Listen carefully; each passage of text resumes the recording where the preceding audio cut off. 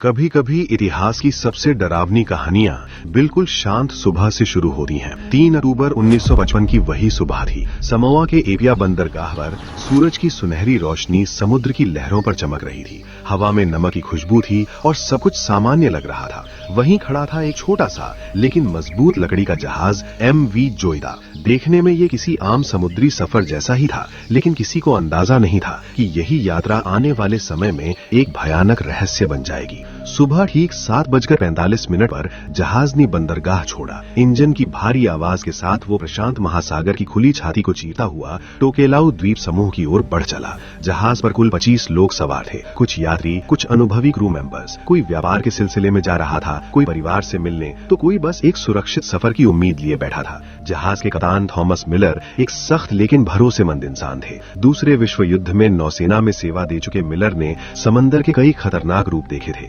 उनकी मौजूदगी यात्रियों को सुकून दे रही थी। समुद्र शांत था, आसमान साफ था और जहाज लगभग 8-9 नॉट की रफ्तार से आगे बढ़ रहा था। सब कुछ इतना परफेक्ट लग रहा था कि किसी के मन में डर का ख्याल तक नहीं आया। पहला हफ्ता किसी सपने की तरह बीता। नीला समुद्र, खुला आसमान और डेक पर हंसी मजाक। शाम होते ही लोग इकट्ठा होते, कहानियां सुनाते, ताश खेलते और भविष्य की योजनाएं बनाते। ऐसा लगने लगा था जैसे ये जहाज एक चलता फिरता परिवार बन गया हो। लेकिन समंदर की सबसे खतरनाक बात यही होती है, उसकी खामोशी।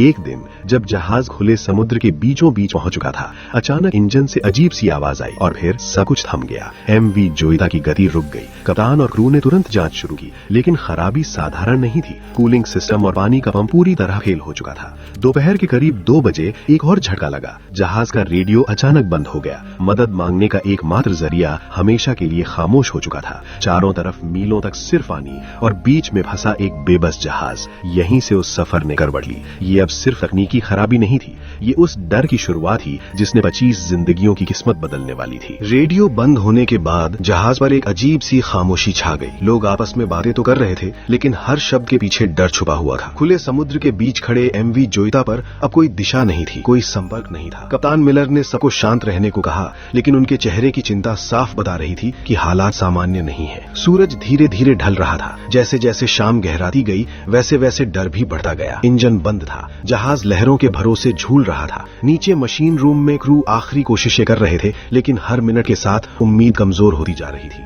खराबी इतनी गंभीर थी कि बिना बाहरी मदद के उसे ठीक करना नामुमकिन लग रहा था। रात पूरी तरह उतर चुकी थी। चारों तरफ घना अंधेरा था, इतना गहरा कि समुद्र और आसमान के बीच फर्क करना मुश्किल हो गया। यात्री अपने अपने केबिन में बैठे भगवान को याद कर रहे थे। किसी को लग रहा था कि सुबह तक मदद आ जाएगी, तो किसी के मन में ये डर घर कर चुका था कि शायद ये रात ही आखिरी हो। तभी अचानक रात के सन्नाटे को चीरती हुई एक जोरदार आवाज गूंजी। पूरा जहाज ऐसे हिला जैसे किसी विशाल चीज ने उसे टक्कर मार दी हो। लोग अपनी जगहों से गिर पड़े, चीखें गूंज उठी। किसी को समझ नहीं आया कि हुआ क्या। क्या ये कोई चट्टान थी, कोई बड़ा समुद्री जानवर, या फिर समंदर में बहता कोई भारी मलबा? कप्तान और क्रू टॉर्च लेकर नीचे भागे। जो उन्होंने देखा उसने सबके होश उड़ा दिए। जहाज के निचले हिस्से में एक बड़ा छेद हो चुका था। बर्फ जैसा ठंडा समुद्री पानी तेजी से अंदर भर रहा था। हर सेकंड के साथ जहाज भारी होता जा रहा था और धीरे धीरे एक तरफ झुकने लगा। अब डर खुलकर सामने आ चुका था। लोग पागलों की तरह लाइफ जैकेट ढूंढने लगे। कोई चिल्ला रहा था, कोई रो रहा था। कुछ लोग अपने बच्चों को सीने से लगाए बस एक ही दुआ कर रहे थे कि किसी तरह ये रात कट जाए। पानी का शोर अब मौत के संगीत जैसा लग रहा था। लहरें जहाज से टकरा रही थीं और हर टक्कर के साथ ऐसा लगा था जैसे समय तेजी से खत्म हो रहा हो। कप्तान मिलर समझ चुके थे कि ये जहाज ज्यादा देर टिकने वाला नहीं है। उन्होंने क्रू को लाइफ बोट्स तैयार करने का आदेश दिया, लेकिन अंधेरा, घबराहट और झुका हुआ जहाज, इन सब ने हालात को और भी भयावह बना दिया। ये सिर्फ एक दुर्घटना नहीं थी, ये उस तबाही की शुरुआत थी जिसके बाद समंदर 25 जिंदगियों का हिसाब लेने वाला था। सुबह हुई, लेकिन ये सुबह किसी उम्मीद के साथ नहीं आई थी। सूरज निकल चुका था, पर उसकी रोशनी अब सुकून नहीं दे रही थी। MV जोइदा आधा समंदर में समा चुका था। जहाज का अगला हिस्सा पूरी तरह पानी के अंदर था और पिछला हिस्सा हवा में उठा हुआ, जैसे आखिरी सांस ले रहा हो। डेक पर खड़े रहना तक मुश्किल हो गया था। चारों तरफ अफरा तफरी मची हुई थी। क्रू मेंबर्स लाइफ बोट्स उतारने की कोशिश कर रहे थे, लेकिन जहाज का झुकाव इतना ज्यादा हो चुका था कि हर प्रयास नाकाम हो रहा था। रस्सियां उलझ रही थी, लोग फिसल रहे थे। बच्चों का रोना, महिलाओं की चीखें और डर से कांपती आवाजें पूरे माहौल को और भयानक बना रही थी। अब सब समझ चुके थे, ये जहाज कुछ ही मिनटों का मेहमान है। पानी तेजी से ऊपर चढ़ रहा था। कैबिन एक एक करके डूबते जा रहे थे। लोग अपने बैग, पैसे और सामान वहीं छोड़ चुके थे। अब किसी को कुछ नहीं चाहिए था सिवाय एक चीज के, जिंदगी। कुछ लोग एक दूसरे का हाथ पकड़कर खड़े थे, थे तो कुछ घबराकर सीधे समंदर में कूदने लगे। फिर वो पल आया, एक भयानक आवाज के साथ जहाज का बचा हुआ हिस्सा भी टूटने लगा, लकड़ियां चटकने लगी, लोहे की प्लेटें मुड़ गईं। देखते ही देखते एमवी जोईता समंदर में समा गया। अब चारों तरफ सिर्फ पानी था। लोग लहरों में हाथ पैर मार रहे थे, कोई मलबे को पकड़ने की कोशिश कर रहा था तो कोई अपनों को ढूंढ रहा था। कुछ लोग मलबे से टकराकर घायल हो गए तो कुछ को लहरें अपने साथ दूर खींच ले गईं। समंदर अब शांत नहीं था, वो शिकारी बन चुका था। लेकिन सबसे डरावना मंजर अभी बाकी था। कुछ ही देर में समंदर की सतह पर अजीब हलचल दिखने लगी। शार्क, पानी का रंग धीरे धीरे बदलने लगा, चीखें एक एक करके खामोश होती चली गईं। मदद के लिए उठे हाथ कुछ ही पलों में लहरों के नीचे गायब हो गए। 25 में से ज्यादातर लोग उस समंदर में हमेशा के लिए खो गए, बिना किसी निशान के। इस तबाही के बीच किस्मत ने सिर्फ 3 लोगों को छोड़ा, एक जवान लड़की जेसिका और 2 बुजुर्ग आदमी। तीनों किसी तरह जहाज के टूटे हुए लकड़ी के टुकड़ों को पकड़कर सतह पर तैर रहे थे। उनके सामने उनके साथी, उनके दोस्त मर चुके थे। थके हुए, घायल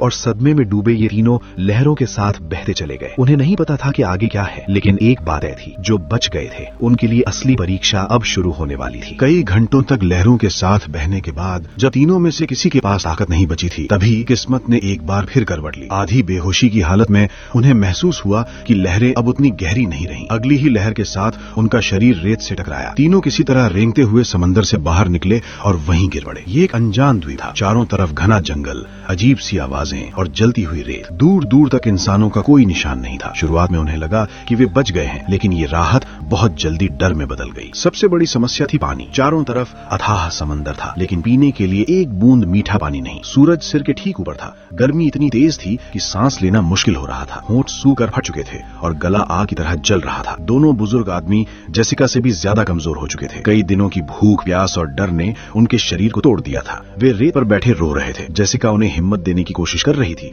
लेकिन खुद उसके अंदर भी डर धीरे धीरे घर कर रहा था। भूख अब बर्दाश्त से बाहर हो चुकी थी। जंगल के किनारे कुछ अजीब दिखने वाले फल लगे थे। जेसिका को शक था, उसने मना भी किया, लेकिन भूख इंसान से सोचने की ताकत छीन लेती है। दोनों बुजुर्गों ने वे फल खा लिए। कुछ ही देर में उनकी हालत बिगड़ने लगी। पेट में तेज मरोड़, सांस लेने में दिक्कत और शरीर पर पसीना। जेसिका कुछ समझ पाती उससे पहले ही वे दर्द से छटपटाने लगे। उसके पास न दवा थी न कोई मदद। वो बेबस होकर बस उन्हें देख रही थी। कुछ घंटों के अंदर दोनों ने उसकी आंखों के सामने दम तोड़ दिया। अब पूरे द्वीप पर जेसिका बिल्कुल अकेली थी। उसने कांपते हाथों से रेत खोदकर उन्हें दफनाया। उस पल उसे समझ आ गया कि ये द्वीप शरण नहीं बल्कि एक सजा है। यहाँ हर छोटी गलती की कीमत मौत ही। आंसू पहुंचते हुए जेसिका ने खुद से एक वादा किया, अगर उसे जिंदा रहना है तो उसे भावनाओं को पीछे छोड़ना होगा। अब वो सिर्फ एक लड़की नहीं थी, वो एक अकेली योद्धा थी जिसे कुदरत के खिलाफ जंग लड़नी थी। अकेलेपन की पहली रात जेसिका के लिए सबसे डरावनी थी। चारों तरफ अंधेरा, जंगल की अजीब आवाजें और समंदर की गूंज। हर पल ऐसा लग रहा था जैसे कोई उसे देख रहा हो, लेकिन डर से भी बड़ा था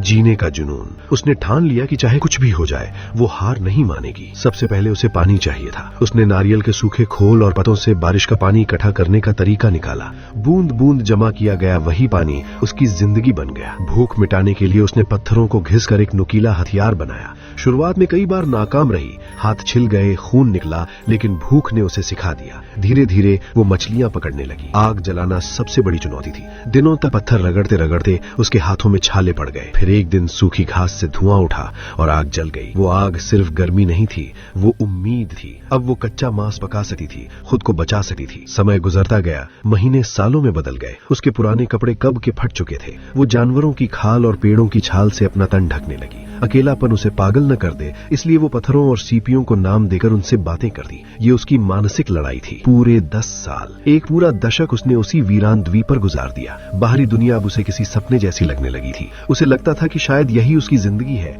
यही उसका अंत। लेकिन एक दिन क्षितिज पर उसे एक काला बिंदु दिखा। पहले तो उसे यकीन नहीं हुआ, फिर दिल जोर जोर से धड़कने लगा। वो एक जहाज था। जेसिका पागलों की तरह दौड़ी। उसने सालों से जमा की गई सूखी लकड़ियों में आग लगाई और उस पर हरी पत्तियां डाल दी। आसमान में गाढ़ा काला धुआं उठने लगा। जहाज ने दिशा बदली। जब बचाव दल की नाव किनारे पहुंची तो वे जेसिका को देखकर सन्न रह गए। उनके सामने एक जंगली सी दिखने वाली औरत खड़ी थी, लेकिन उसकी आंखों में इंसान होने की चमक थी। जैसे ही उसने इंसानी आवाज सुनी, वो घुटनों के बल गिर पड़ी और फूट फूट कर रोने लगी। वो बच गई थी। सभ्यता में लौटकर उसे इलाज और प्यार मिला, लेकिन वो कभी पूरी तरह पहले जैसी नहीं हो पाई। उसके अंदर वो द्वीप हमेशा जिंदा रहा। जेसिका की कहानी आज भी यही सिखाती है, इंसान की जीने की इच्छा हर तूफान से बड़ी हो